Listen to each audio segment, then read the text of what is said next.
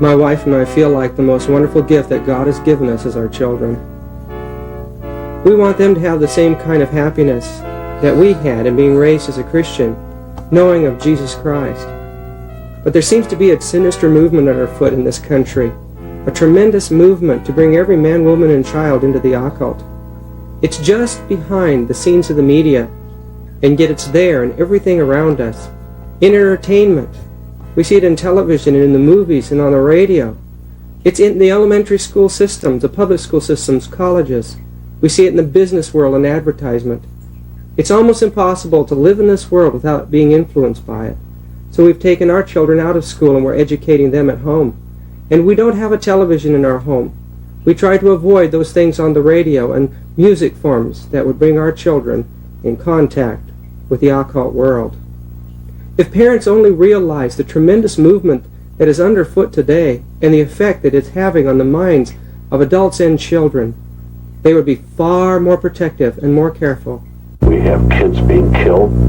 We have people missing in America. We have our own MIAs right here.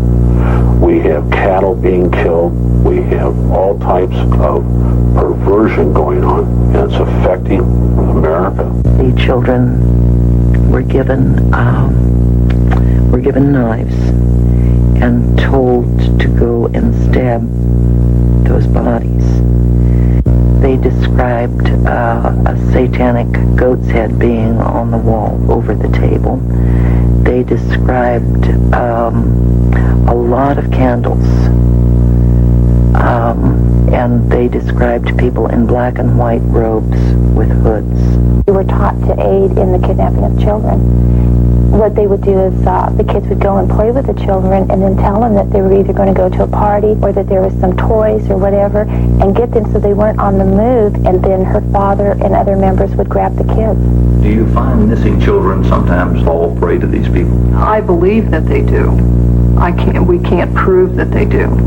But as a law enforcement officer, I question 2 million children missing in the United States, knowing that many of those are not runaways and are so young that they couldn't run away anyway. One of the primary aims is to destroy the belief system within a child, to make a child turn against what they believe in terms of who they are, of who God is, and to desecrate all manner of flesh, all manner of church institution, all manner of sign and symbol that a child could in any way be attached to. The hearts were cut out, and the children were made to chew pieces of these children's hearts, pieces of their flesh.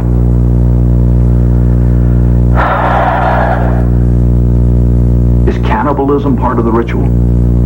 The children have spoken about this in almost every instance.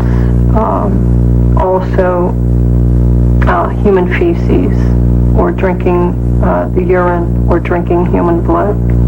That's part of the ritual. Right. These people cover the tracks very well. When they dispose of a body, they use that body as well. They will use, as I said, they will cremate that body. They will use the ashes that will become part of what they will continue to present. In 1972, Johnny Todd claimed to have been saved from a life of witchcraft. His conversion story became a sensation. Todd claimed that a witchcraft conspiracy was taking over the world. But the book The Todd Phenomenon, 1979, revealed inconsistencies in Todd's story. Thus, many threw out his warnings altogether. But leaving all fantasy aside, let's see how much truth there is to this conspiracy of Lucifer worship. We discover who Lucifer is in the Bible. Beginning in Revelation chapter 12, verse 7, we read that Michael, or Jesus Christ, and his angels fought against the dragon and his followers. The dragon and his followers did not prevail, but they lost their place in heaven. And in verse 9, it describes that they were cast down to this earth. Some being of tremendous power and force was cast down to this earth. And he wasn't alone. For we read in verse 4 that his tail drew 1/3 of the stars of heaven. Now the stars in the Bible are considered to be angels, or the messengers of God. 1/3 of God's angels have come down to this earth, beings of tremendous power. beings of abilities far beyond our own as human beings, are down here in rebellion against God. That first deception is brought out in Genesis chapter 3. Here we read in verse 3 that he tells our first parents that if they disobey God, they will not die. In fact, he makes it clear they will not surely die, but that they would continue to live. This was the first lie, the idea that man is immortal and cannot die. The second lie follows it. The serpent says, "Ye shall become as gods." This teaching of Lucifer that man will become a god, that he will not die, that he will evolve into a higher order of beings until he becomes God himself, is the foundation of the great movement of Lucifer today. Why did Lucifer leave heaven? Why was he forced out? The answer to that is brought out clearly in the book of Isaiah. There, beginning in chapter 14, read about the fall of Lucifer, this mighty being. "How art thou fallen from heaven, O Lucifer, son of the morning? How art thou cut down to the ground, which did weaken the nations? For thou hast said in thine heart, I will ascend into heaven, I will exalt my throne above the stars of God. I will sit also upon the mount of the congregation in the sides of the north. I will ascend above the heights of the clouds. I will be like the Most High." The entire reason for his fall from heaven was because he exalted himself. "Yet thou shalt be brought down to hell, to the sides of the pit." Just what it means that this mighty angel will be brought down to hell, to the sides of the pit, is made very clear in Ezekiel chapter 28. Here we learn that the God who is behind the religions of Babylon and Tyre was a magnificent being. Beginning in verse 12 we read that "Thou sealest up the sum, full of wisdom and perfect in beauty. Thou hast been in Eden, the garden of God. Every precious stone was thy covering, the sardius, the topaz, the diamond, the beryl, the onyx, the jasper, the sapphire, the emerald, and the carbuncle, and the gold. The workmanship of thy tabrets and of thy pipes was prepared in thee in the day that thou wast created. Thou art the anointing cherub that covereth. And I have set thee so. Thou wast upon the holy mountain of God. Thou hast walked up and down in the midst of the stones of fire. Thou wast perfect in thy ways from the day that thou wast created till iniquity was found in thee. By the multitude of thy merchandise they have filled the midst of thee with violence, and thou hast sinned. Therefore I will cast thee as profane out of the mountain of God, and I will destroy thee, O covering cherub, from the midst of the stones of fire.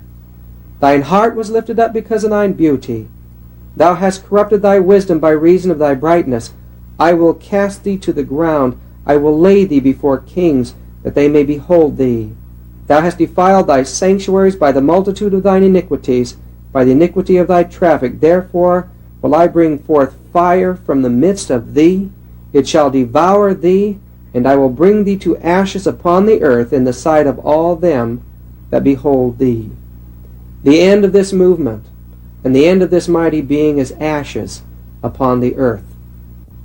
How is it that so many people will be deceived by this movement at the end of time?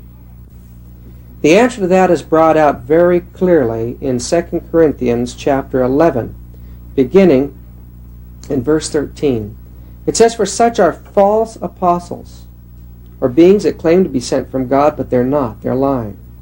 Deceitful workers, transforming themselves into the apostles of Christ. And it's no marvel, for Satan himself, or Lucifer himself, is transformed into an angel of light or truth. Therefore it is no great thing if his ministers also be transformed as the ministers of righteousness, whose end shall be according to their works." A tremendous deception is taking place in the human family, where Lucifer and his followers are deceiving the human race into believing that he's bringing truth and light to them. But the end will be destruction. Jesus Christ, in prophesying of the events to transpire just before his coming, made it absolutely clear that one of the last signs to take place before his coming was, and I read in Matthew 24, verse 24, "For there shall arise false Christs and false prophets, and shall show great signs and wonders, insomuch that if it were possible, they shall deceive the very elect." He makes it clear that some will claim that Jesus has come in the secret chambers. That's a reference to the seance room. That Jesus would come through the movement of spiritualism. He says, believe it not. And then in verse 27 he says, the way it's going to happen is as the lightning comes out of the east and shines to the west, the coming of the Son of Man shall be. We are not to be deceived by the movements of spiritualism at the end of time. Another description of the same event is brought out in the book 2 Thessalonians, chapter 2, beginning in verse 3. There the Apostle Paul describes that Jesus will not come unless a falling away comes in the Christian church first. That some power that he calls a man of sin would set himself up in the temple of God. This is the Greek word nous, and consistently Paul uses the word nous or temple to represent the church or the body of Jesus Christ in the Bible. Thus some satanic power that he calls a mystery of iniquity would rise in the Christian church.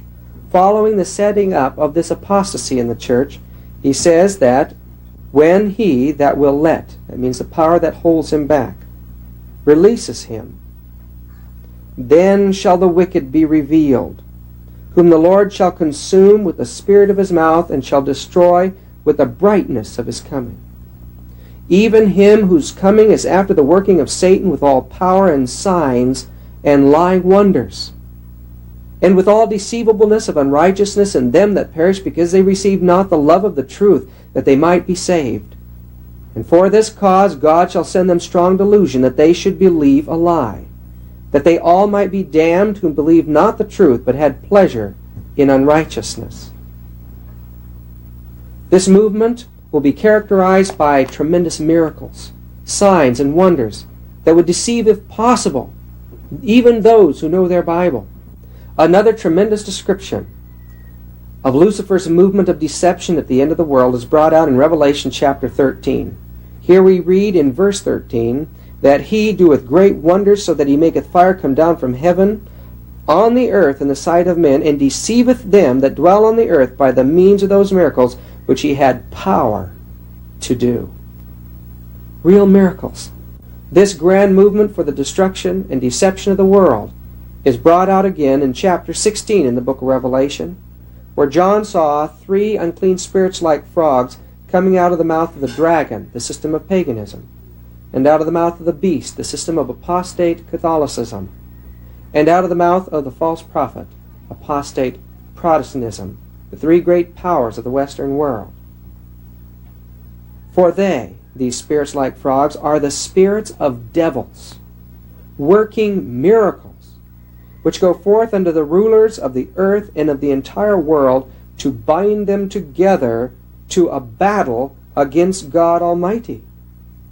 A great warfare against the true God will be fomented by the movements of spirits, devils, at the end of time.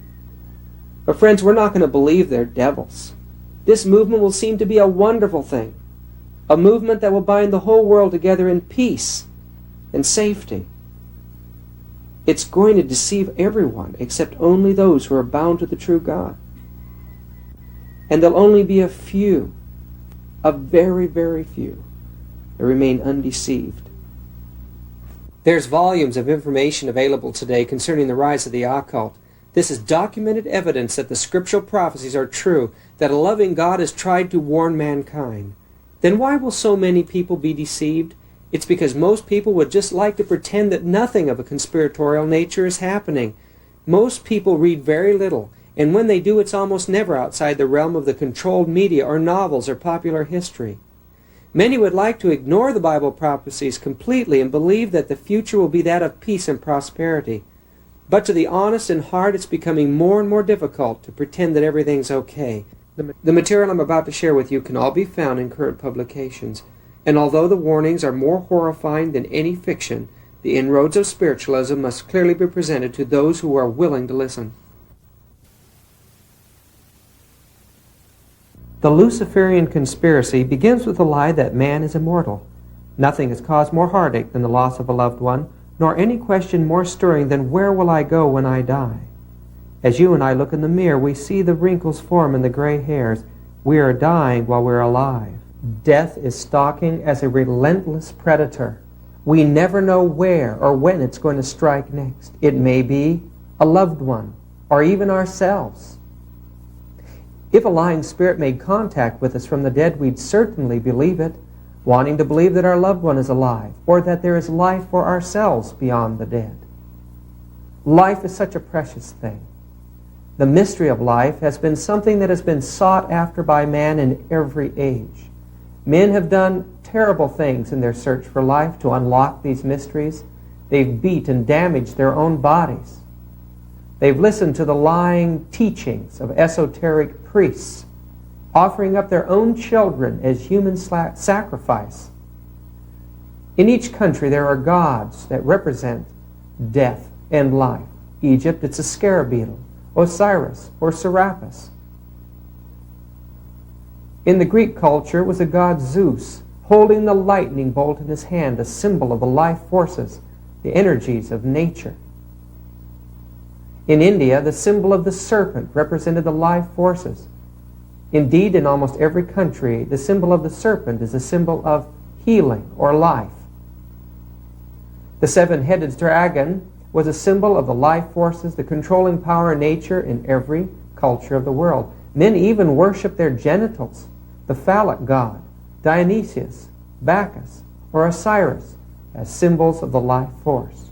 Indeed, all the gods of the mysteries were symbols of this mysterious energy that surrounded and filled all nature. People wore jewelry to give themselves more of these powers. The search for the occult powers has gone on in every age and in every way. There are tremendous pseudosciences that revolve around the electrical energies. John Dee in England did his research first as a medical doctor and then into the world of the occult, talking to the dead, foretelling the future. These practices went underground during the rise of the Roman Catholic Church. It was persecuted much as early primitive Christianity was, and thus the old esoteric cults began to die out, and the research was done in secret, in the mysteries. The state religion of Rome was Mithra, and underneath the old cathedrals of Europe today, we find the pagan temples of Mithra is where the Christians first began to worship. Thus we know that spiritualism, occultism, was absorbed by the Christian church in her effort to evangelize the world. The mystery of the wafer is the mystery of absorbing the life forces. Sunday was the symbol of the sun's power, and the sun representing all these energy fields in nature. The priests carried these divining rods or staffs with them, and when they were buried, they were actually worshipped after death. The confessional and the teachings of the eternal burning hell were all things that were copied from the spiritualistic teachings of the occult world. The use of women in religious services, setting them apart for special purposes, again was a copy of the temple priestesses of the occult world. Little do we know of the suffering of these nuns behind the walls of the cloistered convents. The Inquisition was set up to persecute anyone who disagreed with the church. And so the research into the occult went into the secret world. The real history of spiritualism is the history of the secret societies. In the church, the Templars united their interests with the Ismail of the Ottoman Empire. Here, in their secret rites, in their castles around Europe, they carried on the mysterious rites of the occult. They kissed a statue of a goat-headed god in their initiation. Persecuted by the church, they fled into the British Isles, and there in 1717 set up the first Masonic Lodge. In these lodges, men took death oaths to keep their teachings secret. Although they flaunted biblical symbolism, Christian and Hebrew symbols, such as the Bible and Solomon's temple, as we look closely at these things, we'll find it surrounded by the occult symbolism of Babylon, Egypt, and India, as the Bible is only used as an allegory of the astrology worship of the ancient occult mysteries.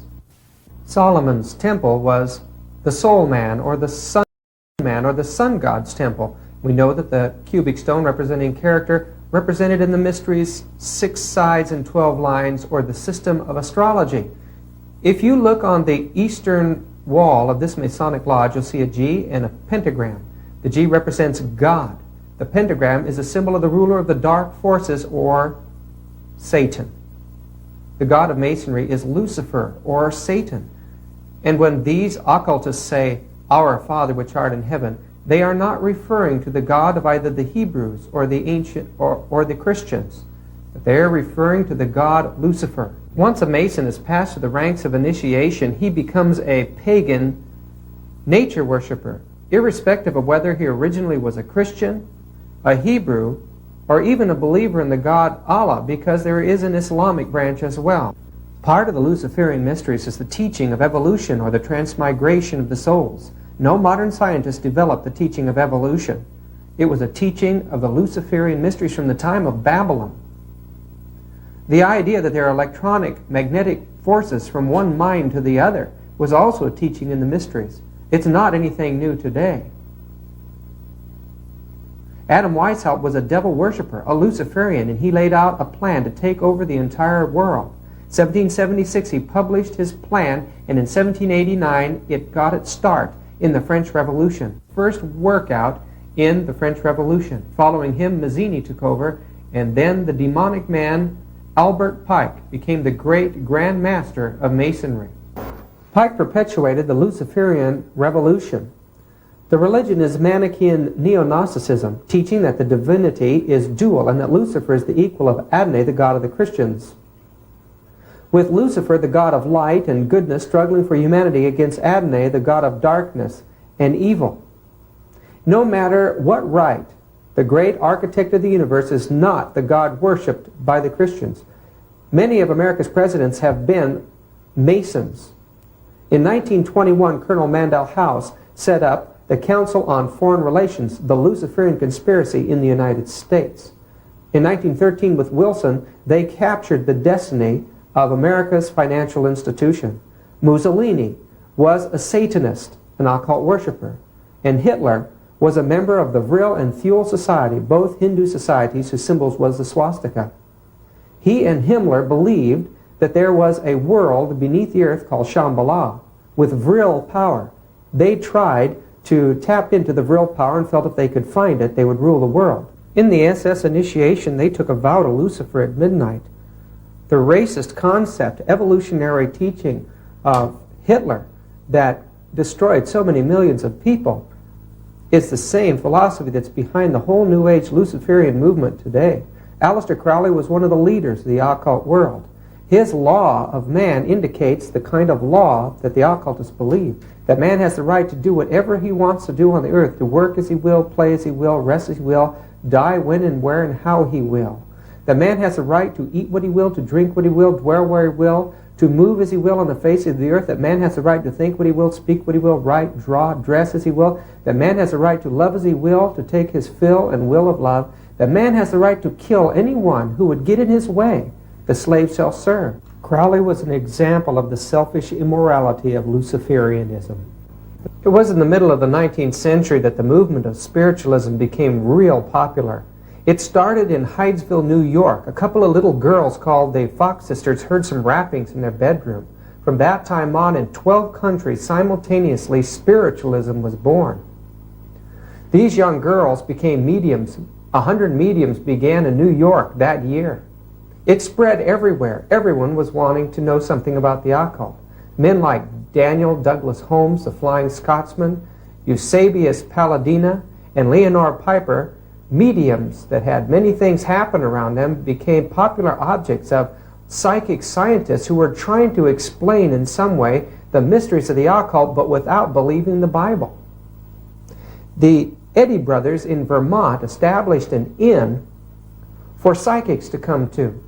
There they had a stage, and they would put on psychic performances where spirits would dance and play music and things on stage. Henry Alcott, a lawyer from New York, was very interested in the occult and went to the Eddy Brothers Inn to find out about these things There he met a Russian seer by the name of Helena Blavatsky. She had also come there to investigate the Eddy Brothers phenomenon. Together, they established the Theosophy Society in 1875. In 1877, she published 2-volume set Isis Unveiled. Working together, they eventually went to India and established the center of the Theosophy Society there. Coming back from India, in London, Madame Blavatsky wrote The Secret Doctrine and published it in 1888. It became the foundation of occult philosophy from that time. Mary Besant took over Blavatsky's place. She worked in India to establish human rights movement there. She claimed that she was directed by the god of the underworld, or Shambhala, the lord of the world. She worked closely with a man named Leadbeater, a homosexual and a former Roman Catholic. Leadbeater, now a spiritualist, entered into research in the area of mind sciences. He noticed the aura of a young man, Krishnamurti, and believed that this would become the Maitreya, or the Christ, but they were terribly disappointed. Catherine Tingley, another theosophist in America, tried to establish a communist program, a utopian society in Point Loma, California. Manly P. Hall, the great Masonic writer, claims that his inspiration came from the Secret Doctrine.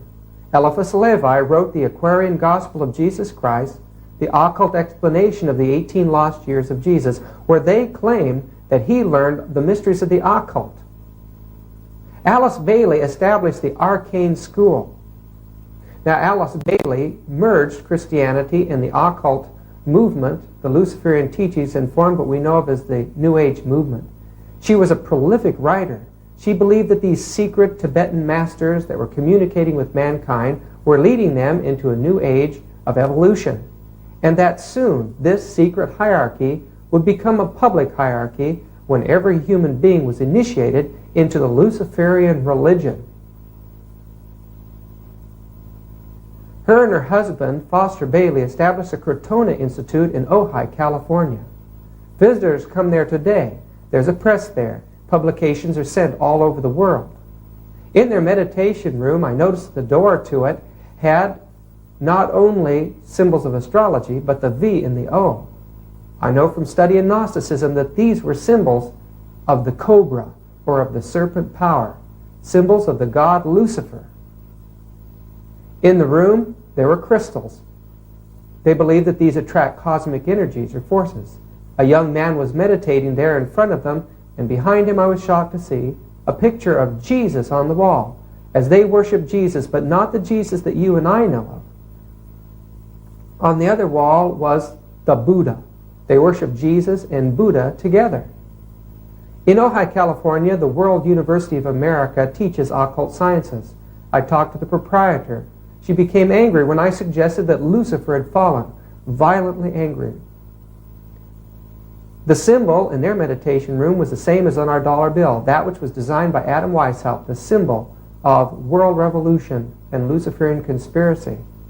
Benjamin Cream, once a worshiper of the saucer intelligences, now has accepted the teachings of these spirit masters of Lucifer worship. He published an announcement in newspapers all over the world stating that the Christ was now here, and believes that very soon Maitreya, the Buddhist Christ, will manifest himself to the world, and believes he's a prophet to bring that message everywhere. Marilyn Ferguson, in her book The Aquarian Conspiracy, is teaching that the world is passing into a whole new age. This is called the Age of Aquarius. They say that the last 2,000 years was a period of Pisces, of Christian supremacy, but that the next 2,000 years is the Age of Aquarius, when the occult will be revived. They believe that we're about to receive a new avatar. An avatar is a teacher, a great world teacher or master to come before mankind and lead him into the next step of evolution. This new teacher, although he's called the Christ, is not the Jesus Christ of the Bible that many people worship today. But this New Age teacher is the spirit of what they call the Christ. The one they claim will inhabit the body of a man and will guide humanity into an age of peace, an age of spiritual enlightenment. This is the fastest growing movement in the world. Thousands have claimed to look for the coming of some sort of Savior. The Jews, a Messiah. The Christians, Jesus Christ. The Buddha, Maitreya.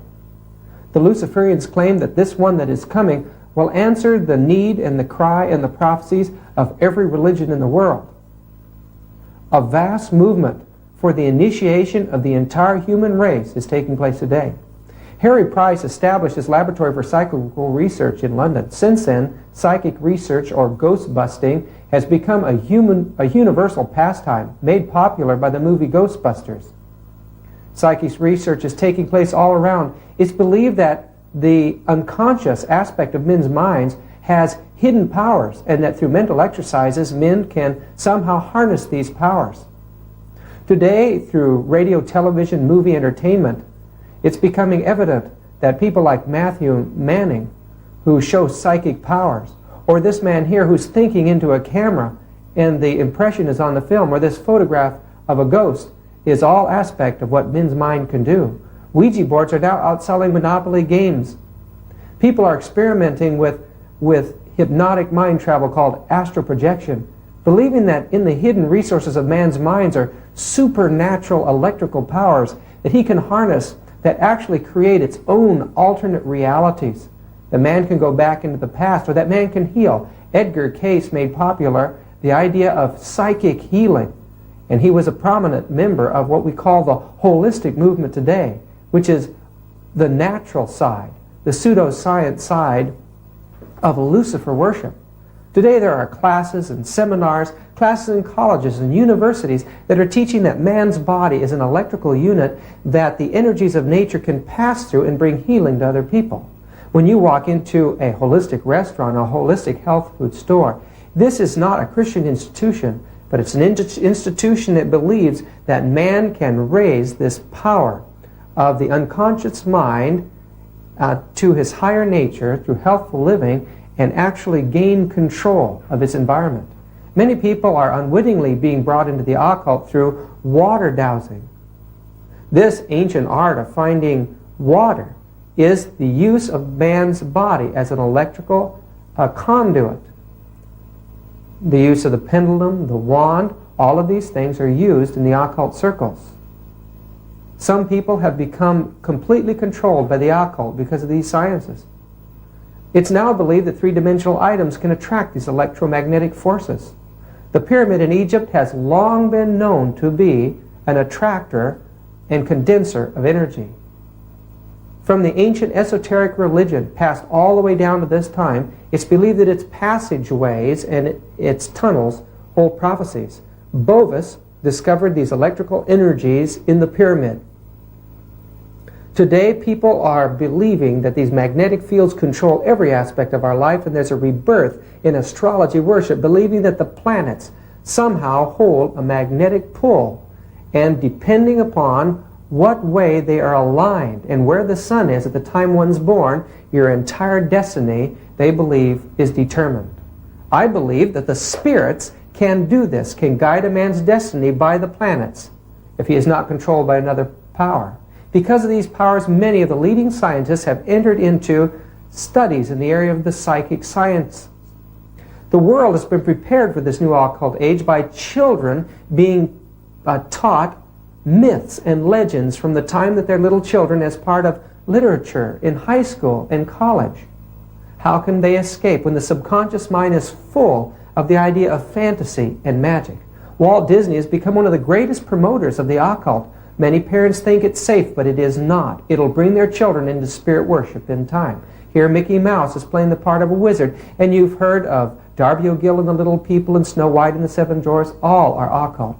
Cartoon programs on TV today are attracting children into the occult sciences. Demons are entertaining our children today and are dancing across the screen. These are being imbued into the mind of children. Terror is there. One little program called Gremlins, soft little fuzzy things, become demons to the children. Children never forget these things, and they become means of affecting the rest of their life. The most popular game today is Dungeons and Dragons, an occult game of imagery. The occult believes if you can control a man's imagination, you control his whole life. They teach if you can imagine things hard enough, they'll come true. This is a revival of the ancient Northern European witchcraft, the belief in the cosmic powers of the ancient European witchcraft gods. Dungeons and Dragons has a powerful effect upon the mind. When pressed with the secret of Dungeons and Dragons' success, Gygax concedes when you can choose a character you want and acting out all your deepest fantasies of your own heroism, send that character into the most fantastic, unexpected situations in search of valuable treasures. When you can see that character gaining experience and proficiency, then you have gained a direction for your entire future. The manuals of Dungeons and Dragons actually have the spells in it and tell you about the magic that you will have, the different implements of occult art that you will carry out in your imagination. Once these things are imbued into a man's imagination and his imagery takes on a certain personality, there is a spirit that works in that person's life from that time forward. Books have come out now and are explaining that the occult explosion is taking place all around us. Many Americans don't see it, but young people are joining occult groups and cult groups far faster than they're joining Christianity today, and their children have almost no chance for the future. Witchcraft is Lucifer worship is the fastest growing worship in the entire world. Images of the occult and Satanism have been flaunted so long and so hard through music and through television, through radio, that young people in colleges and universities taking classes there in the occult have moved right into it, and it's become a common concept in society today. This newspaper article tells about witches that do a public ancient witchcraft rite that is thousands and thousands of years old and inviting the public to come and see it. People are involving themselves in fire walking today. What is this developing? A whole new age of morality where women want to give up the natural responsibilities of women. The book The Necronomicon, Witchcraft Rites, is now available publicly in any bookstore. Anton LaVey of San Francisco has formed a satanic church in America, and it has its place among the churches of the world today. Many young people are getting into Satanism because of the belief that they can gain powers for themselves, powers that will give them money and wealth. Young people are locked into groups of 13 called covens. There are thousands of these across America. They're brought into it in elementary school and high school, many times by their teachers or their friends in school. Keep your children out of public school. Today, churches are being vandalized by Satan worshipers and witches. Mass murderers are often connected with occult or witchcraft groups. The son of Sam claimed that Sam was the devil and that he had an insatiable thirst for human blood. Part of the Luciferian conspiracy is the humanistic revolution to force the Christian God out of the educational system in America. The NEA, the National Education Association, has worked close with the Teachers Union to force humanism into the class. It's destroying the Christian morality, making the children look to themselves for their own morality. Many parents have tried to keep their children at home to educate them because of the atheism that's in the school system. But where the NEA is strong and where the Teachers Union is strong, these families are harassed by legal authorities. The Homeschool Legal Defense Association based in Washington said an estimated 35,000 families are threatened with legal action last year. The worst states were North Dakota, Michigan, Idaho, Florida, and Texas. We're in a war against the occult. What Todd warned us about is actually happening. Lucifer worship is taking over the entire American society. The book A Trip into the Supernatural explains that the most important people are part of an elite group of spirit worshipers. One gentleman explained that going to seances and this type of thing was of very little value, that the real source of power is to be found in the worship of demons or the fallen angels.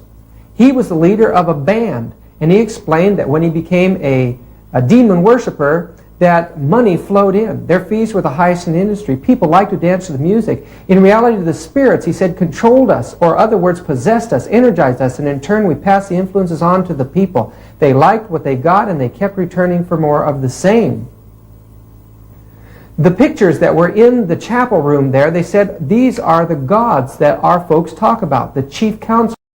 They rule over legions of spirits. After they materialized, we photographed them and then we made these paintings of them. At the end of the room was a large altar. And when they looked closely at it, there was a majestic-looking individual in that painting. The priest explained that this was Satan. He chuckled at their surprise and then said it was solemnly important that the next generation believe that the Master and the spirits do not exist so that they can rule the inhabitants of this planet successfully in the decades just before us. The priest stated that everyone they could make to disqualify themselves from being a member of Christ's kingdom automatically became a member of Satan's kingdom. The satanic priest explained that thousands of years ago, his master had jurisdiction over countless numbers of beings in the universe. He became misunderstood and was forced to flee his domain. The inhabitants of this earth, it says, kindly welcomed him, and he deceived them in order to take over them. When it became known that his rival Christ would come to earth after assuming the nature of a man to attract humanity to himself, the master and his counselors decided to follow a strategy similar of that one that originally enabled them to take this planet. This planned course of action would require all demonic spirits to carefully counsel human beings to live in a way that would disqualify themselves from becoming members of Christ's kingdom. The spirits would encourage people to listen to their feelings instead of the words of Christ and his prophets. In no sure way could the spirits obtain control of the people's lives without the individuals realizing what was happening. Let's look into the Bible and see what the words of Christ and his prophets are that Satan does not want us to know.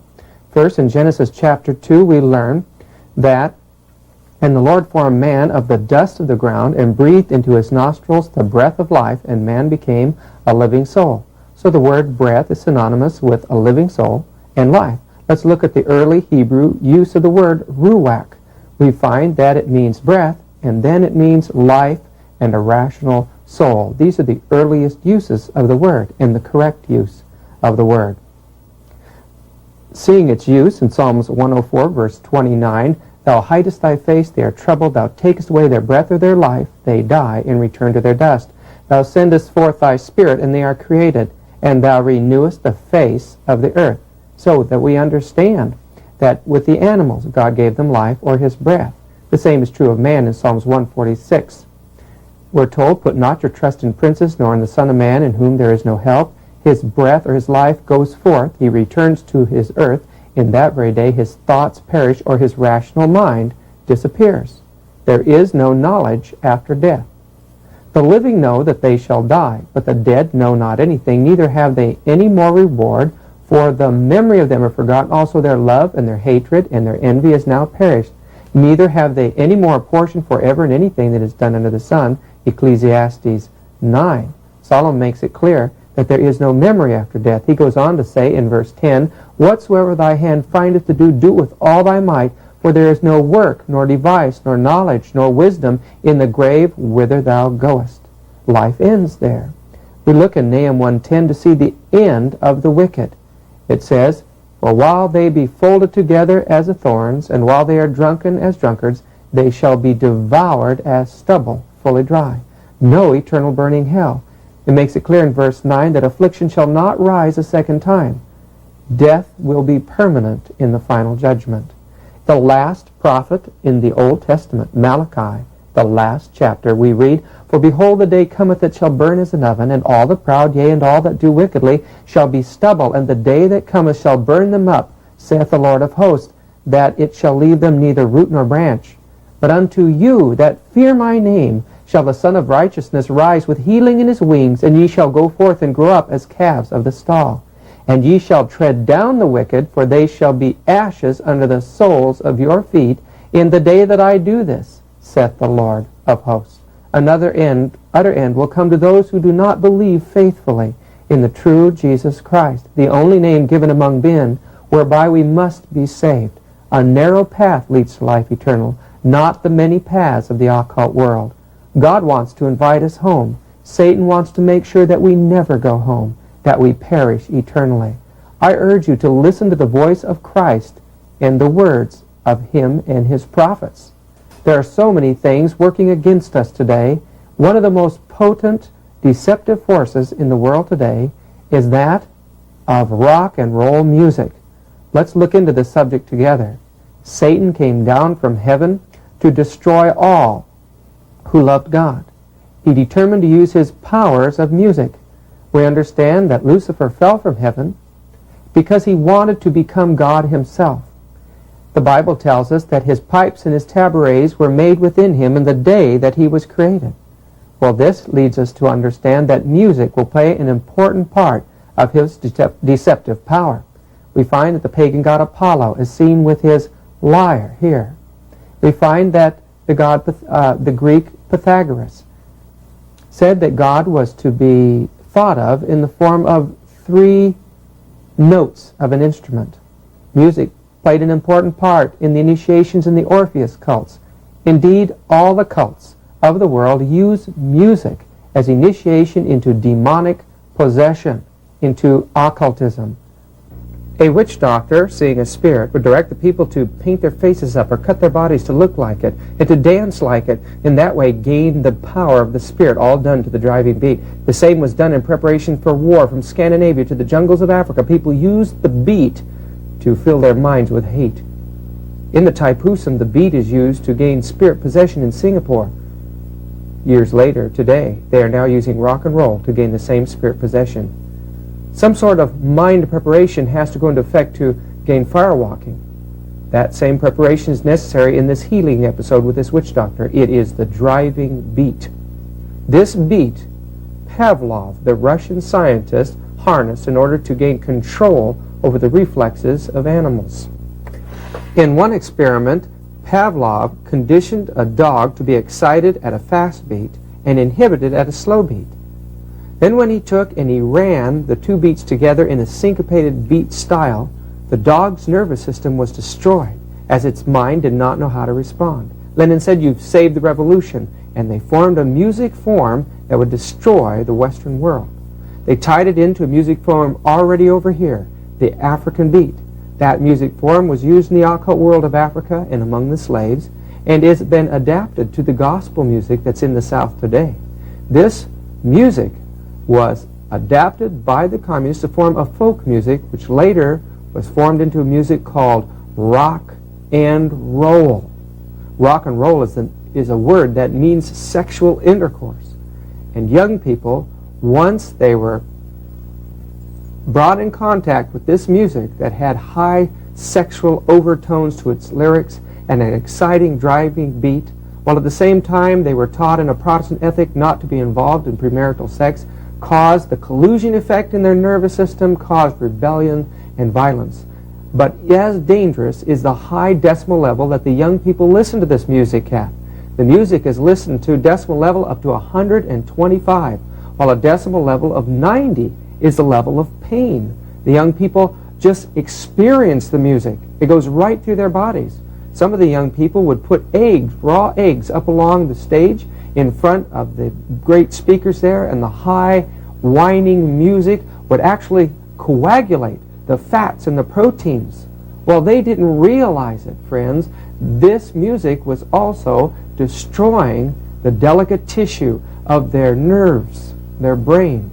It was affecting the nutritional element of their bloodstream. It was damaging their ears and the delicate cochlea and the cilia, making it harder for them to hear. Those that have been in constant contact with this music as a profession have led lives of debauchery and ruin. Janis Joplin committed suicide. Jimi Hendrix overdosed on drugs and suffocated in his own vomit. Highest paid performer in the area of rock music. In his time, he became a spirit worshiper. He would see ghosts and flying saucers over the stage. We know that Elvis Presley, one of the longest playing recording artists, eventually overdosed on drugs and left his wife. These have become the heroes of a whole generation of young people. Those early recording artists dressed to appeal to the public. The young men reflected that of dream boys or lover boys. There was an all-American look. But in the early 60s, things began to rapidly change. When the Beatles came over to this country, they introduced backmasking and subliminal masking on their recordings.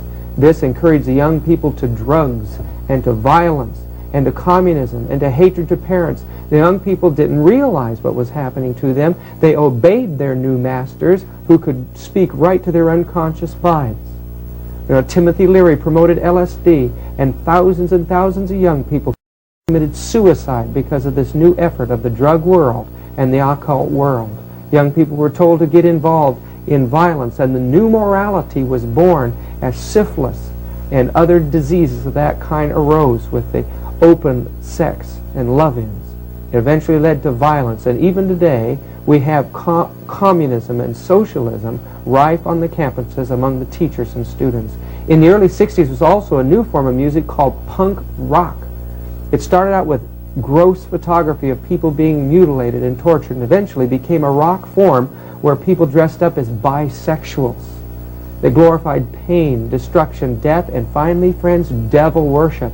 As you look at the covers of these records, you see the pain and the bloodshed and the violence that now attracts young people. In order to get a continued turn on, they have to look to death and pain, and everything revolting and everything vulgar is now what attracts our children. What will the next generation be like if this continues to go? Little Richard Penniman, when he came out of the rock and drug world, he was a homosexual. He was a drug addict. And also, he was a spirit worshiper. He told the young people he had been possessed while he was on stage and knew that other groups were, and that many of these groups actually had seances where they called spirits into the tapes to go out to bring the young people into the occult. You can see it here, the faces of the Rolling Stones. There's no love in those faces. They want to bring your child or bring you into the occult. Satan wants your soul. On one of their records, their Satanic Majesty's Request, the group was presented as witches and wizards. Mick Jagger claims to have made an agreement with the devil for riches and wealth.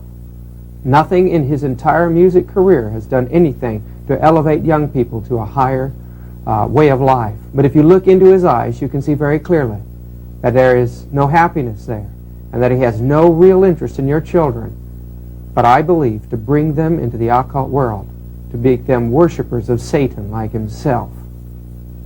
What's to happen to the young people when these type of people are their heroes? What's to happen to the generations ahead?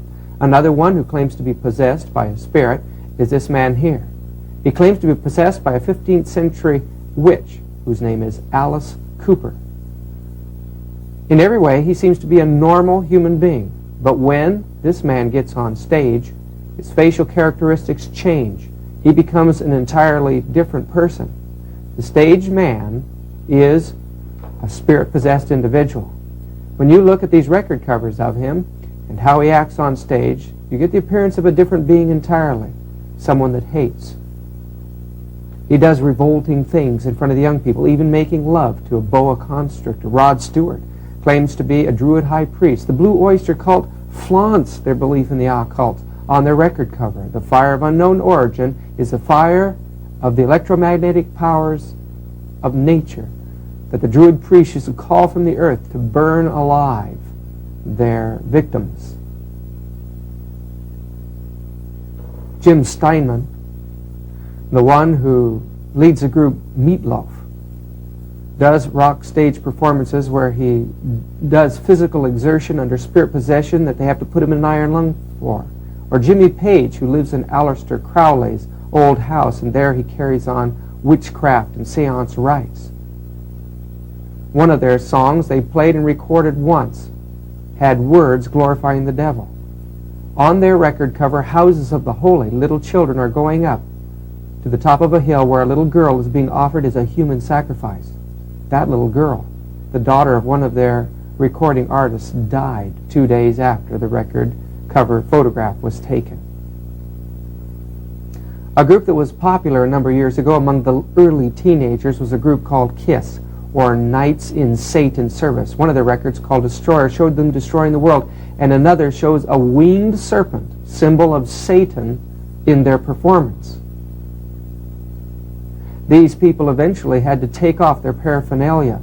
But before they did, we know that one of their group on stage ate or bit into blood corpuscles and spit blood out of his mouth. Another ate fire, and the kids just loved every single bit of it. The entire system of devil worship is being glorified as young people can take these performances home and view them again and again on videotapes that put this imagery of Satan worship into their minds. This imagery in their minds can never be forgotten, and the young people are going into witchcraft faster than any other movement. The KISS has had to take its paraphernalia off and gone on stage.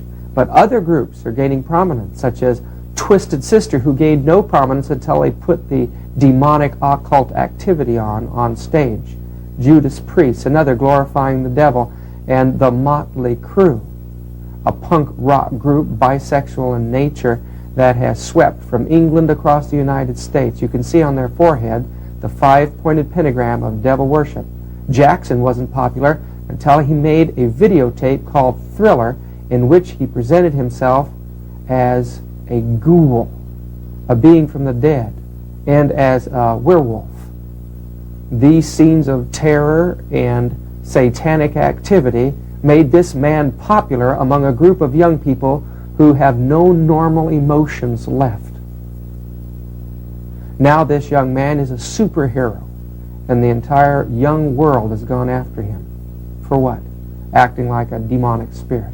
Other groups reflect their occultism by the symbols on their record cover alone. If you even never heard their music, the young people are attracted to these record covers, knowing that here they have a brother that worships the devil as they do. Queen, on one of their record covers, is doing a seance or contact with the dead. Queen means bisexuality or homosexuality. Black Sabbath, one of the most colorful groups of the dark side of religion, had 3 S's symbolizing 666. One of their records glorifies the idea of revolution and the young people fighting against the world that they'll have to live in. On the back of one of their records again, the lyrics of a song. These lyrics going through the minds again and again put into the minds of the young people these sentiments. You're searching for your mind, don't know where to start, can't find the key to fit the lock on your heart. You think you know, but you're never quite sure. Your soul is ill, but you will not find a cure. Your world was made for you by someone above, but you choose evil ways instead of love. You made me master of the world where you exist. The soul I took from you was not even missed. Lord of this world, evil possessor, Lord of this world, he's your confessor. Now you think you're innocent, you nothing to fear. You don't know me, you say, but isn't it clear? You turn to me in all your worldly greed and pride. But will you turn to me when it's your turn to die? Who's talking here? It's the devil, friends. He's preaching to the young people through rock music. On one of their records, he blasphemes the 3 angels' message of Revelation 14, showing the angels as gray, smoking cigarettes, and playing cards. On one record, the idea of being born again is symbolized as a child of the devil.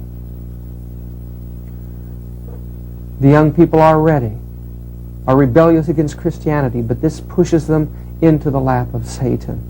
On one of their record covers, they show a human sacrifice with the numbers 666 underneath the skull. Why would younger people be attracted to this?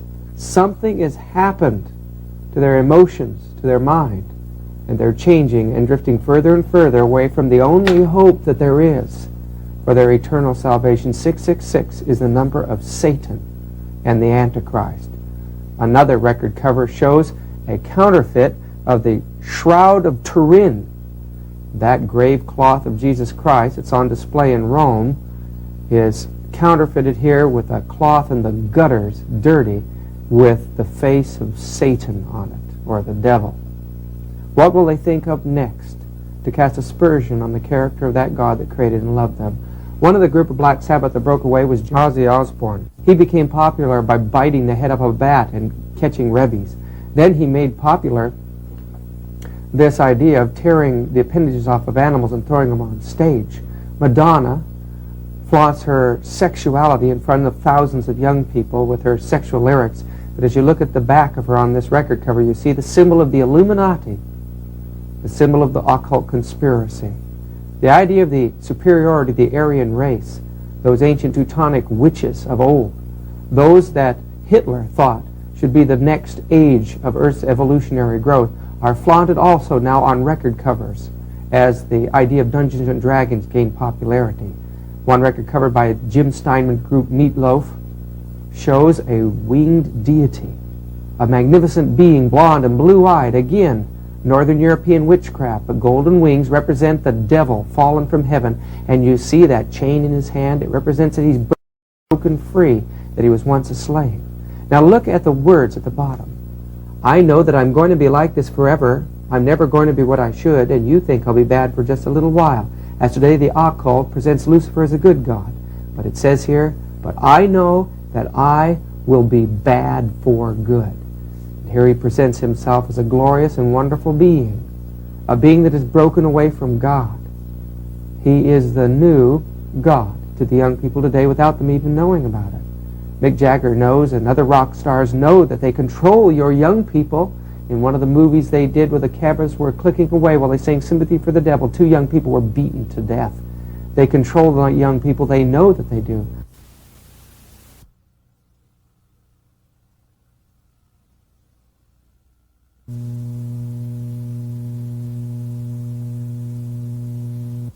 Through the use of the lights, the driving beat, and lyrics, Satan's spell is complete in rock performances. From Sunset Strip to Czechoslovakia, youth are exhibiting that these powerful tools of communism and the occult to control our minds have done its horrible work. The Word of God says that the wages of sin is death.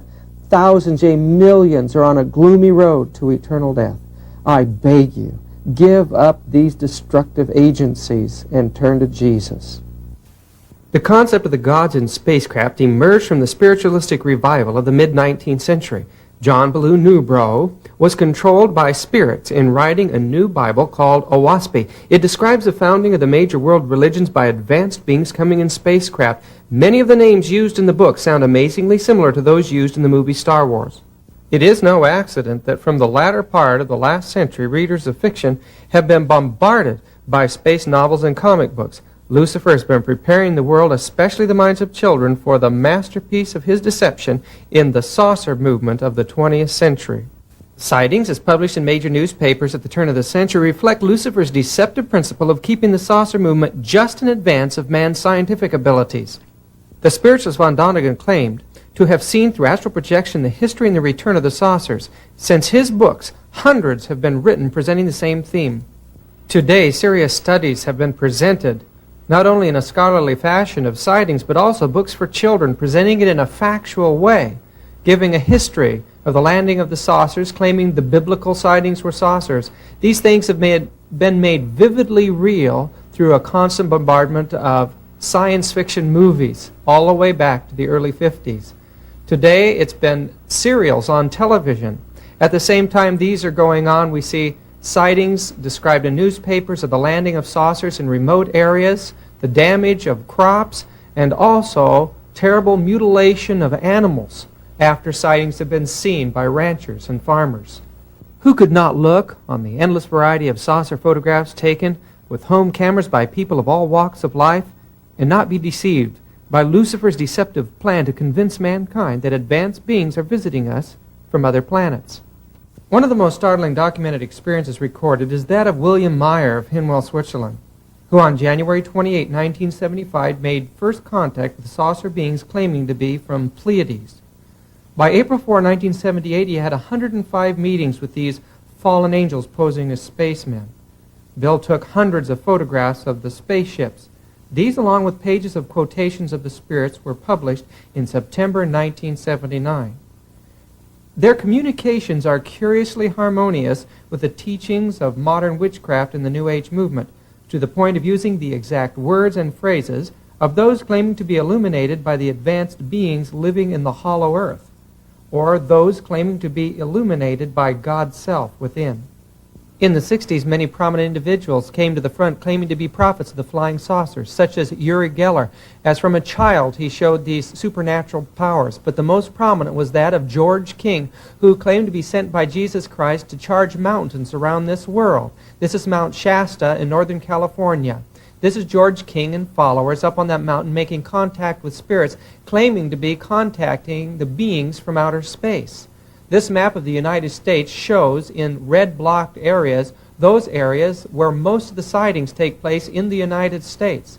When we look over at California, we can clearly see that Shasta has been the center of a large number of sightings. There's something supernatural taking place in that area. In fact, we know that over 40 cults have gathered around that mountain. Some worship what they call Lemurians. They say live beneath the mountains. But other, like the Findhorn group, stand by the old philosophies of the New Age movement that were envisioned by the theosophical ideas of Alice Bailey.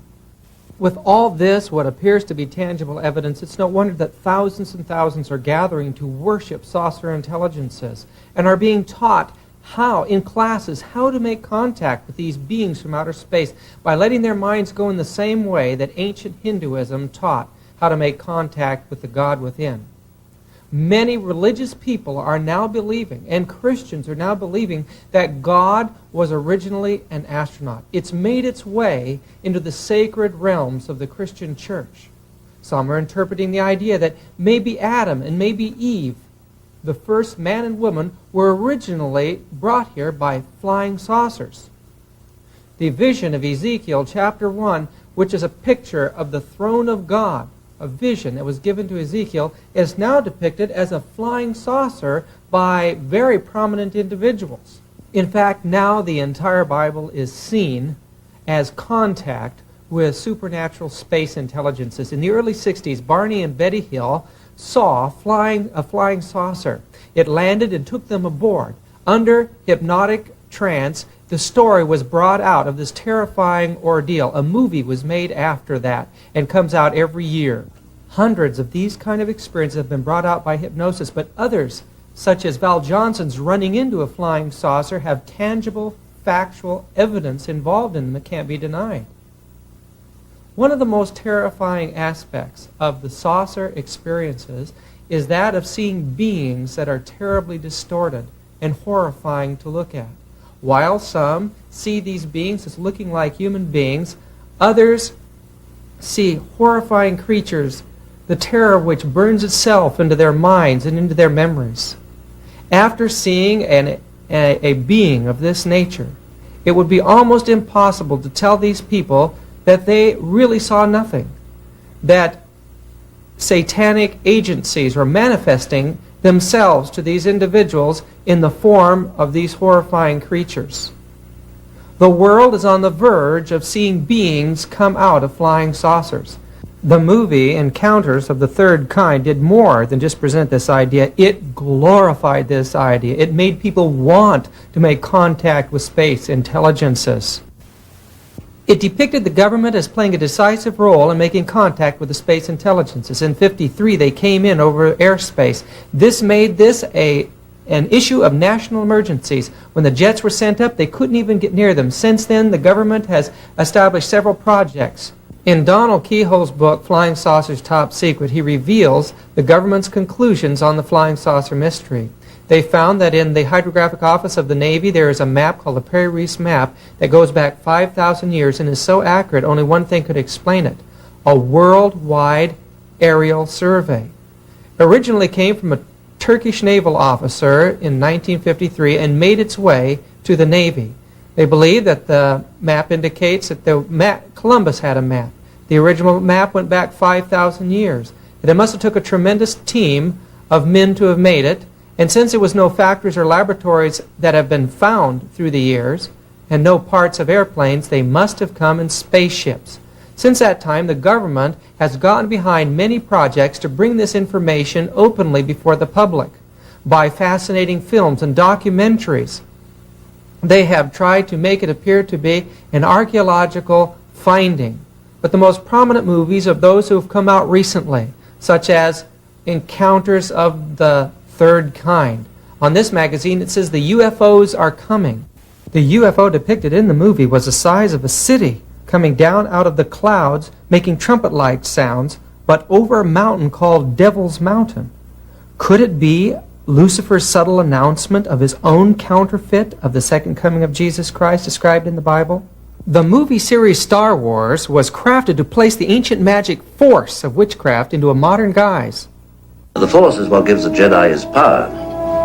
It's an energy field created by all living things. It surrounds us and penetrates us. It binds the galaxy together. In one of the many UFO magazines, an article was written by Robert N. Webster describing the surprise of a reporter in observing the presentation of Star Wars to the President and the White House staff and reps from other countries 6 months before it's released to the public. It was a shock because this is not a White House practice, especially on a children's science fiction movie. According to Webster, the film was crafted to warn us of the dangers of interplanetary enemies. Why did the government release this to the public now? Well, they believe that they must prepare us to mobilize our forces without panic to repel an invasion that's coming from the heavens. What was the reason for the tremendous popularity of this movie? Well, the facts can be made known. These facts may shock us. It's successful because a large part of it they believe is true. You see, for 2 centuries, Johannes Kepler and other famed astronomers tried to solve an interplanetary mystery. They believed there must be a planet between the orbits of Mars and Jupiter. But it wasn't until the late Dr. George H. Williamson devoted his entire life to contactees, the whole story, they believe, was brought out. These people came up with the same set of facts, supernaturally. What was that story about? George H. Williamson describes that all these contactees told of a great interplanetary government that existed in this area of the galaxy for a long period of time. This system was a government that eventually turned its police force over to a huge computer system, except for one planet, a planet by the name of Meldic. Another name given in books and periodicals for Meldic is Lucifer. That might be interesting to you. The planet was experimenting with atomic energy, and eventually this Earth-like planet Meldic blew itself up. The tragic result of it was the great meteor belt that surrounds our solar system between the planets of Jupiter and Mars today. Just before the planet was blown up, these contactees tell us, beings came from other planets and in mercy transferred a group of these to this Earth in its early stages of physical involvement.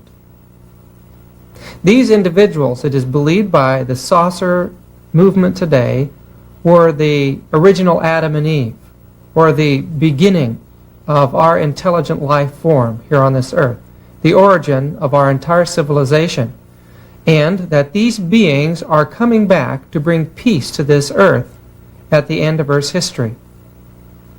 Why are the non-human characters so exciting and interesting in Star Wars? The facts are that these were drawn from the files of thousands of sightings.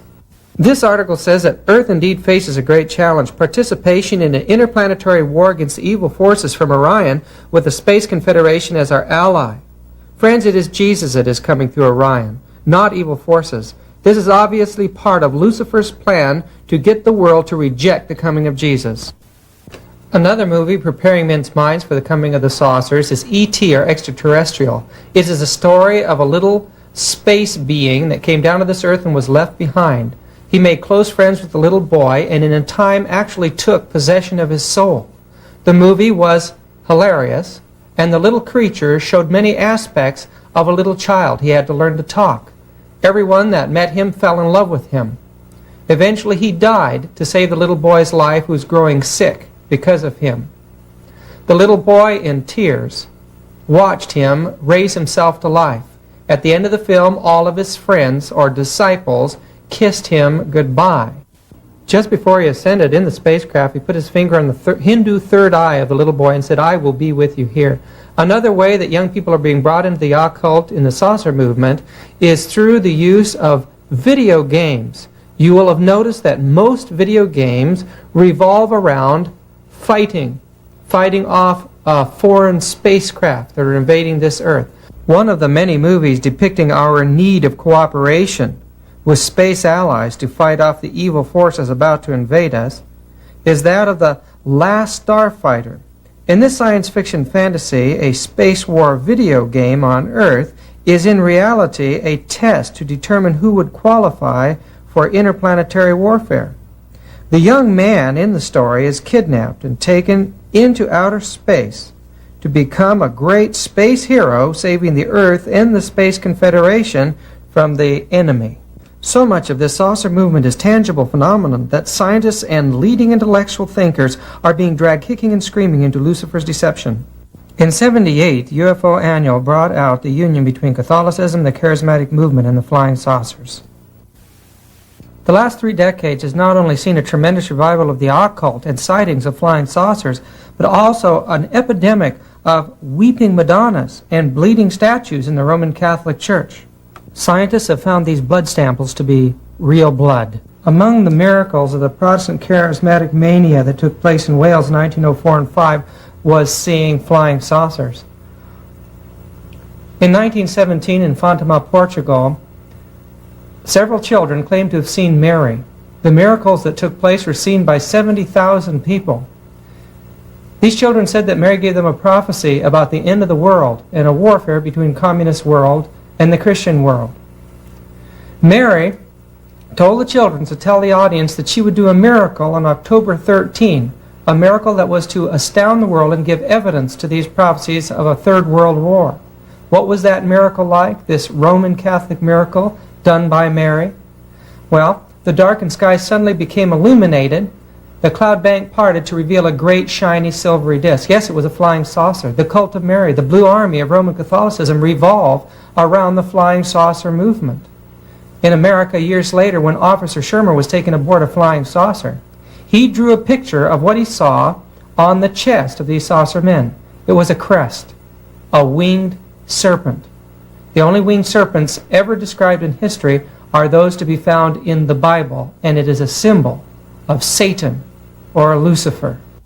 Those that are so determined that the coming of these fiery flying serpents or saucers are going to help us would be shocked by the information that is uncovered in Stan Deo's book, The Cosmic Conspiracy. A former U.S. intelligence agent now living in Australia has brought out the story that in the intelligence operations of the United States there is a close union with saucer intelligences working with high technological research.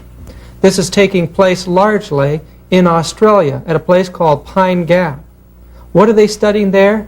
This was discovered by a man named Bruce Cathay in harmonics, in his books on harmonics. He points out that around this world is an electromagnetic grid. The Earth is a great generator, as Nikola Tesla discovered. That they're working with electromagnetic propulsion and are planning a tremendous movement to bring the world into the snare of the new age. These saucers will come as saviors to the world. Some tremendous force, some tremendous power is going to supposedly bring peace and safety to the earth. This is brought out in the movie 2010 Space Odyssey. Here, Russian and American scientists investigating some very strange phenomenon taking place on Jupiter find there a very large geometric shape that cannot be understood. This geometric shape's activity on the planet's surface causes it to explode. The astronauts escape just in time, and across their computers comes a message. All the worlds are yours, except Europa. Attempt no landing there. Use them together in peace. Use them in peace. One thing that is brought out in the book and not in the movie is that geometric shape that caused the destruction of that planet and instituted peace on earth was called Lucifer. It is known today in science that the human body is an electromagnetic organism, that everything in our body takes place because of electricity. The ancients believed that a man could harness and control electromagnetic energy by his mind. Many of the sciences today appear to support the occult sciences. But this does not mean that the occult philosophy is true. The same set of observable facts easily support both the philosophy of Christianity or the occult of the philosophy. Choosing to be a Christian, one chooses to submit his mind to the control of God. But in the occult, one chooses to believe that he is a God controlling himself. The occult teaches that we are on the verge of a great new frontier, a frontier in spiritual evolutionary advancement, where every man is a god and will be able to choose and control his own destiny. But what is it really saying? If the Christian philosophy is true, and Lucifer, that great angel who has now become the adversary, or Satan, is here to deceive mankind, that when we submit to self and withhold our mind from the control of the God of the Bible, we then come under Satan's power, thinking that we're controlling ourselves. The world will become like in India, men's minds submitted to a power they claim is within, but in reality the power of darkness. If you want to know what the New Age will be like, look to the degraded system of India. Look to the great empires of the past, when a few esoteric priests controlled the masses, teaching them a superstitious religion, while they themselves believed in the esoteric religion. David Spangler, one of the leaders in the New Movement, tells about the cosmic evolution. He says, when man enters upon the pathway of self, he enters into a great creative adventure of learning the meaning of divinity by accepting to himself the responsibility of a microcosm unto whom he is the God. There he can say, I have fully and absolutely accepted the responsibility of who and what I am. The being that helps man to reach this point is Lucifer, the angel of man's evolution, the spirit of light in the microcosmic world. This sounds self-fulfilling, but let's talk to some who have been there and come out. Playing the voice to her, and she said, it sounded just like my grandmother. You know, that was my first really contact with a dead, spirit. But there was no fear in it. I wasn't afraid at all. The voice just was really pleasant. Well, I guess if it would be like an angel maybe. But there was no fear there. But that just really confirmed my belief in visiting the dead. And my friends used to mess around with the Ouija board, but I never would do that because of the fact that I knew if I had done it, it would work. And I didn't want nothing to do with Satan, at this time. And anyway, I started thinking, back in school we used to have this meditation class back in high school. And I thought, well, this is pretty good. I could meditate and develop my mind. I used to believe, basically I believed in God and what I thought was his 10 commandments, and I thought I was a good person. I treated others like I'd expect them to treat me.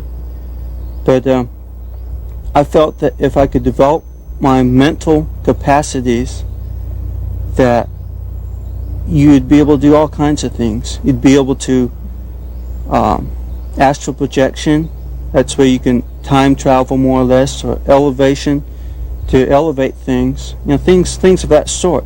I thought that we all within us had this capabilities, but just that through the years we have lost, control of our minds. So I was working with meditation, trying to develop this control, this power, thinking that this was a God-given power, still not realizing where, all originated from. But as I worked with these things, I'd go out and ghost hunts and stuff like that, and finally it got to the point where I could think something. For instance, I'd be driving down the road, and if I wanted to honk my horn, I'd just think it, and it would honk, no problem. And that was just just the beginning. But at night I'd go to bed, and it seems like I'd travel off to a distant land, like back to the Holy Lands in the Roman days. I could see what's going on, just like I lived back then, like a dual life. But I thought these things were really great. Being able to use my supernatural abilities, develop them to do these types of things.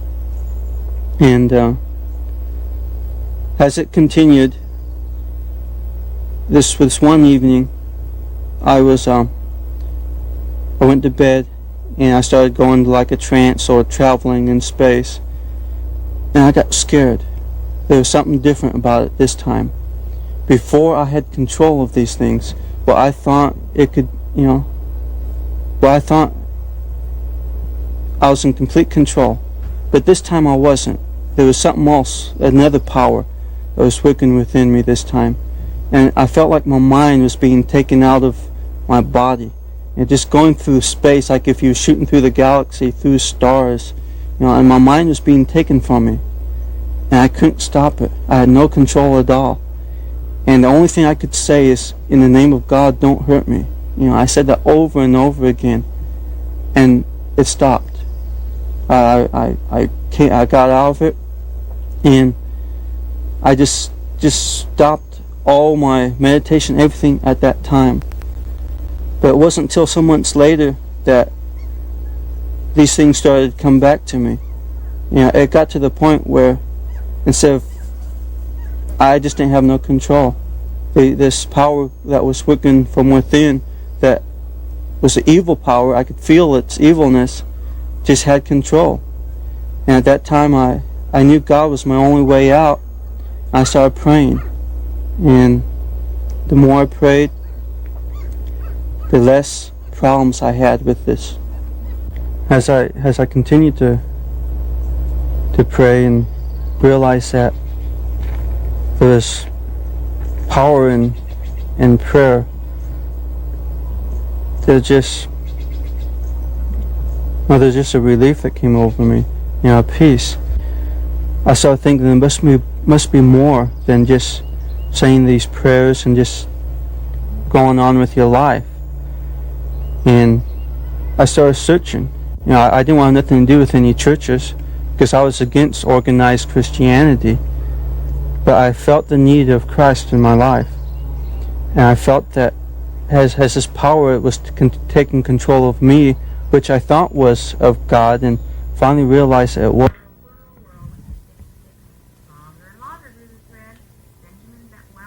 Because I couldn't fight it. I had no way to.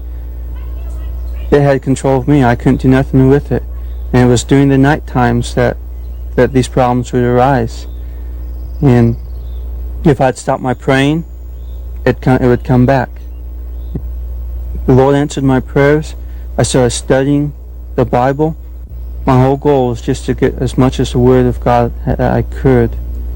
And it was at that time that I started realizing what God's Word was. All the problems I was having I learned about the state of the dead. All these things I believed in as a child, I was taught as a child, I realized that it wasn't of God. It was just a false teaching. But as I read the Bible for myself, I realized, and the Lord answered all my questions about the state of the dead, about the supernatural, about life itself. And it was just from that time forward, it was just a continual growth. And now today I look back and I think how ignorant I was. Once you break away and even accepting Christ into your life, you have to stay away from those things. When I was a youth of 18, I joined the Catholic institution looking for happiness, but it wasn't there. But my friends of the same church told me all these stories about things that would happen to them, departed souls, people from other worlds perhaps that would come and talk to them, and maybe even when they were praying. After a divorce and many years, my life turned to the spirit world, where I would go to seances. I met many people that were homosexuals, and they told me about these meetings. And I went there and I was drawn there. They would sing, they would pray, they would sit in circles in a very dark room, and a leader would lead out. We would see animals, sheep and goats. We would see people and figures moving about. And people would sometimes talk as if they were talking to someone. However, I never heard a voice. I was told that I had an aura, and that if I kept into this, that I could be very blessed and used by the spirits. I went on like this, and it seemed that my friends were into drugs, smoking marijuana, taking psilocybin, taking LSD, and different concoctions that they would make up. And one night, taking one of these drugs, peyote, I was flying. And no one can tell me, even today, with my mind straight, that my feet were not on the ground. I was flying. I began to think myself a witch. I decided to become a white witch, and I did so. I would have incantations. I had my own seances, and my friends and I would gather around, and things would happen. We would have answers. We would have objects moving. In all these years of trying to find happiness, I never found it. I was killing myself until I found Jesus Christ, the righteous one. Jesus Christ of the Bible. If you're in the occult, if you're into drugs, please try Jesus. He is the answer, and He is our happiness. When I was 20 years old, I had heard a lot about the New Age movement from friends who were involved in it, so I thought I would see what was there for me. And so I went, for 17 years, I went from one seminar to another. I averaged 2 a month. They were usually weekend seminars. I did some that were a week long. I did this for 17 years and spent $10,000. I had fun during the seminars themselves, but they had no lasting effects and made no changes in my life. After doing this for 17 years, I had a benefactor come into my life, gave me everything I ever thought I wanted materially. And after 8 months of this, I asked the question, now what? You know, when you have everything that you ever thought you wanted, you know, the hole was still there. The emptiness was still there. One weekend I heard a voice tell me to go to church. I hadn't thought of church in 20 years. So I was up, dressed, and out of the house and on my way to church. It was the church I grew up in. Once I got there, I had the answers. I had the peace that I'd been looking for all those years. I had then everything that I'd been looking for. For all my life, as far back as I can remember, even as a child, I had always been interested in the mysterious and the supernatural. This interest just consumed me. I made the best of every opportunity to learn more about the occult or anything related to it. I studied astral projection and white magic, black magic, and many other things. I was fascinated by them. They really seemed to have the potential for power that I could have to fulfill myself. But as I got into these activities, as I started practicing what I was learning, I found that I did not have that self-fulfillment and the peace that I was really looking for. There was excitement, there was power, but there was no real happiness. This went on for several years. I got deeper and deeper into these things. For every time that I was tempted to be disillusioned and give up and say, oh, this just doesn't have it anymore, I would see some new angle, some new aspect that I wanted to conquer, some new heights to rise to. And from those heights I thought there would be what I was looking for. But it was all in vain. After some years, I began to realize that this power, and it seemed to be the same force behind all these activities. When you get to the very bottom of it and get into it deeply, it all seemed to be the same power. I realized that this power, this force, was controlling me. And I did not know that until I tried to resist it and break free from it. When I decided I had enough, I wanted out. But I couldn't leave. It controlled me. It controlled my mind. And over a short period of time of resisting, I realized that it was controlling me to the point that I would go insane. I would lose my mind and lose my reasoning abilities unless something happened. Something to break me free. But where could I go? I didn't want God because God was a killjoy for all I could see. In every way he was a killjoy. And yet, where else could I go? There were two dead ends, either the powers that I was with or God.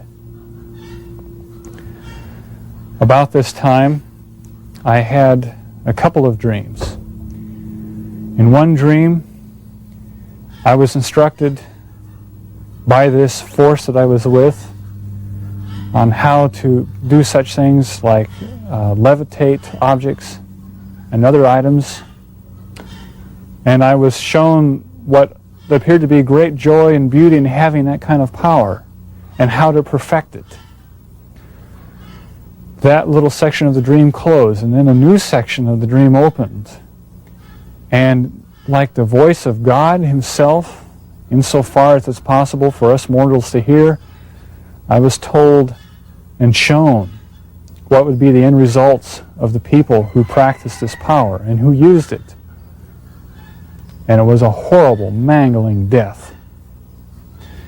Some weeks or months later, I had another dream in which God, through Jesus Christ, explained to me that the time had come for me to make a decision, that I would continue on with the powers that I had been with, and I could never turn back, or I would choose God and choose what he had to offer, even though I didn't understand it. He explained to me that there was much I didn't understand about this Christian life that I despised, but that if I once would experience it, I would understand what the true joy and beauty was. But that he couldn't explain it to me until I actually took that step and decided to have that kind of a life. So after some struggle and realizing how desperate I was and the uselessness and the hopelessness of the situations I was in, I took that step. And through that determination and the help and the prayers of many other individuals who were concerned for me and realized something of what I was going through all of that, the power was broken that had been controlling me, and I was free of it. After making that decision and through the help of those who had prayed for me, after a time this power was broken. It was not without a struggle, for I realized that there was a supernatural war going on over me, and sometimes I felt it. This force that I had been with was not about to let me go, and so there were physical attacks and mental bombardments. But this new power, God, also worked, and again kept me from the attacks, saved me from the attacks of this first force, Satan. Now that power has been broken and gone, and as I went through life and the experiences of what God had for me, I've learned more and more how loving God really is. For God has a peace, he gives us a peace that Satan cannot have. Lucifer can never even hope to begin to give us the fulfillment and satisfaction of living that God has given. If there was just a short way of summarizing everything up that I have gone through and summarizing what my experience has been, it would be that the life I now have, the power of God through Jesus Christ working in me, is one of joy and peace and great love and life. But what I had before this was unfulfillment, uncertainty, emptiness, and certain death. In 1976, my wife and I were invited to go to Berkeley to work on a street ministry. We had come from a small Christian community, and the Berkeley atmosphere was quite a surprise to us. We learned a lot of things and had many interesting experiences. One of those experiences was that I made a close friend of a man who did astrology for a living. He came and visited us frequently, and one day he came to me and in private he said that he needed my help, that a power was trying to kill him. Well, I didn't know what he was talking about, but I would be willing to pray with him. So my wife and I and this gentleman went up into my office. And there a strange voice took possession of him and began to speak with us, telling us that we had no power, that we could do nothing to it. And then it began to strangle him, forcing him to the floor. My wife and I dropped to our knees, and when we just mentioned the name of Jesus, it just disappeared. I can even remember today the awesome feeling of the sense of power that a Christian has in just using the name of Jesus. And these powers of the occult world just simply melt away or disappear. That wasn't the only experience we've had. Since that time, many folks have come to us for help when they've been caught up and oppressed by these powers. And over again, it never ceases to amaze me that the name of Christ holds so much power for the Christian. One gentleman came to me, and after being introduced to him, he told me that he was a high priest in the world of spirit worship. Well, I was always interested in meeting someone like that, so I asked him to come in and sit down. We chatted for a little while, and then he explained to me that he had 109 spirit guides that gave him powers and abilities that helped him to remember and gave him talents. I didn't really know what to do because in the world I came from, we didn't want spirits around. So I asked him if he'd like to be rid of them, and I'd be happy to cast them out for him. In shock, he looked back at me. I remember him getting up and in fear walking out of the place. Why was he so afraid? I'll tell you that there has never been a contest, not even the slightest contest, in the strength between Jesus Christ and Lucifer, Satan. The reason is the power of Jesus is as much stronger than the power of Lucifer as the power of a creator above a creature. What is the struggle, the competition, and the battle all about? The battle is over you, friend, and your heart. Who will you serve? Will you follow Jesus of Nazareth, the Son of God, the creator of the world, the author of the Bible? Or will you follow yourself into the great collage of the occult teachings? I know that I haven't even scratched the surface of those occult teachings and the size of this massive movement. There's no book that could ever contain it, let alone a 2-hour videotape. But I hope that I've been able to show you the Christian's perspective on this situation.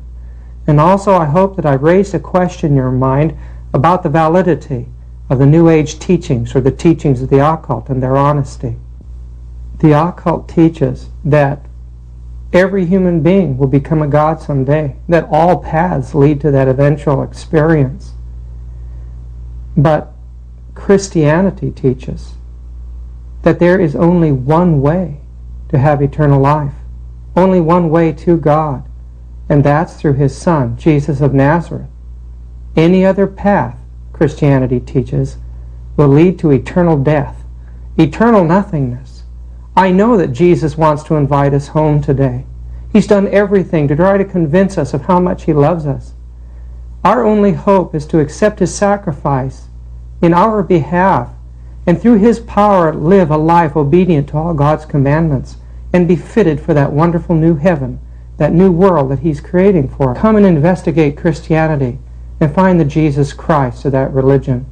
Study the Bible. I urge you today to begin a study of the Word of God, the Bible. Let's bow our heads together, shall we? Dear Father in heaven, I ask that you would bless this videotape. I know, Lord, that it has many flaws in it, but I just pray that folks will look at it and realize the importance today of studying their Bible and being ready for the soon return of Jesus Christ. I pray, Lord, that you'll urge upon the hearts of those who do not know Him yet to begin to search Him out and find Him in your Word, and to accept Him as their best friend and Savior. I pray that your Holy Spirit will go with this tape wherever it goes and use it to draw people into your love and prepare them for eternal life. These things I pray in Jesus' holy name. Amen.